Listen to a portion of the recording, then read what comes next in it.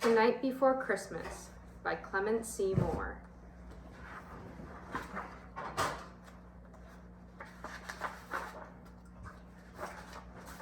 'Twas the night before Christmas, when all through the house not a creature was stirring, not even a mouse. The stockings were hung by the chimney with care, in hopes that St. Nicholas soon would be there. The children were nestled all snug in their beds, while visions of sugar plums danced in their heads. And Mamma in her kerchief and I in my cap had just settled down for a long winter's nap, when out on the lawn there arose such a clatter, I sprang from my bed to see what was the matter. Away to the window I flew like a flash, tore open the shutters and threw up the sash. The moon on the breast of the new fallen snow gave a luster of midday to objects below, when what should my wondering eyes should appear but a miniature sleigh and 8 tiny reindeer. With a little old driver so lively and quick, I knew in a moment it must be St. Nick. More rapid than eagles his coursers they came, and he whistled and shouted and called them by name. Now Dasher, now Dancer, now Prancer and Vixen, on Comet, on Cupid, on Donder and Blitzen, to the top of the porch, to the top of the wall. Now dash away, dash away, dash away all.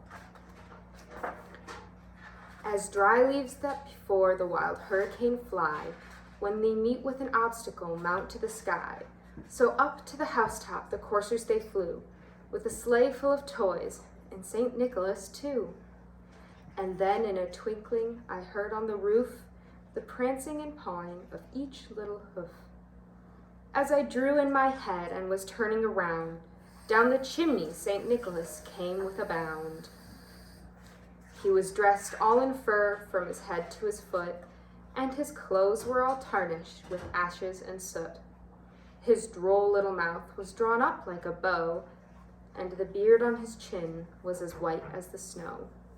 The stump of a pipe he held tight in his teeth, and the smoke it encircled his head like a wreath.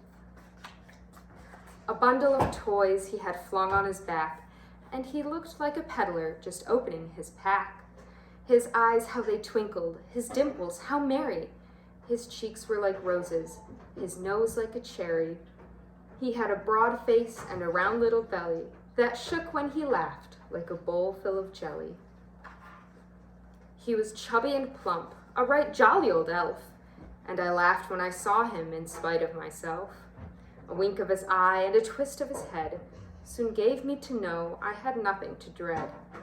He spoke not a word, but went straight to his work and filled all the stockings, then turned with a jerk, and laying his finger aside of his nose, and giving a nod, up the chimney he rose.